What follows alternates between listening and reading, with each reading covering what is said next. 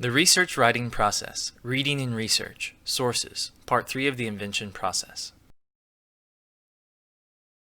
Now that you have thoroughly studied your object or primary source and have compiled notes and questions about it in a word processing document, set the primary source aside and begin to research broadly. To do this, you will start by finding tertiary sources in the field or discipline related to your topic. Tertiary sources or reference works are typically specialized dictionaries, encyclopedias, or companions that discuss the scholarly research on your topic and other related topics in the field. Thus, tertiary sources provide a concise overview of secondary sources related to your topic. And although tertiary sources will likely never make it into your bibliography, they usually help writers orient themselves to the conversations and technical terms surrounding their topic. Scholarly secondary sources are typically reports, articles, or monographs that directly quote from and interact with the primary source or other related sources. These secondary sources will make up the majority of your bibliography.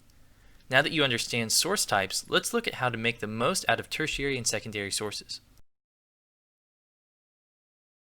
When searching for tertiary sources, ask for suggestions from professors, reference librarians, or others who could help. Typically, look for more recent reference works published by a credible academic publisher with a bibliography or list of suggested sources accompanying each entry. Look for words or entries related to your topic. Read those entries and note any suggested scholars and secondary sources.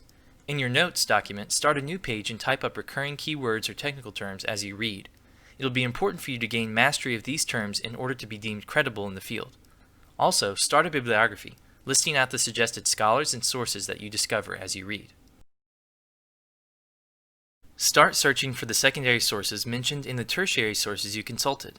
Download PDFs of these sources off library databases, check out the books from the library, or try to access them on Google Books or other preview programs.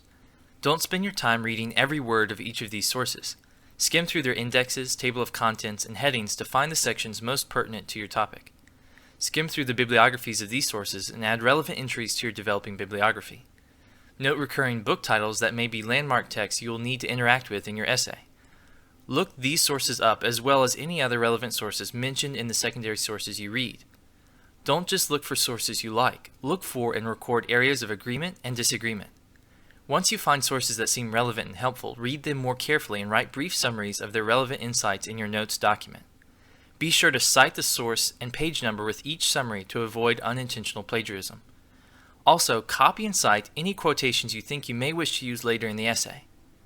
Before beginning the tasks mentioned in this video, watch the next video in the series to learn how to read with greater intentionality, developing a research question, a research problem, and a hypothesis that will guide your research.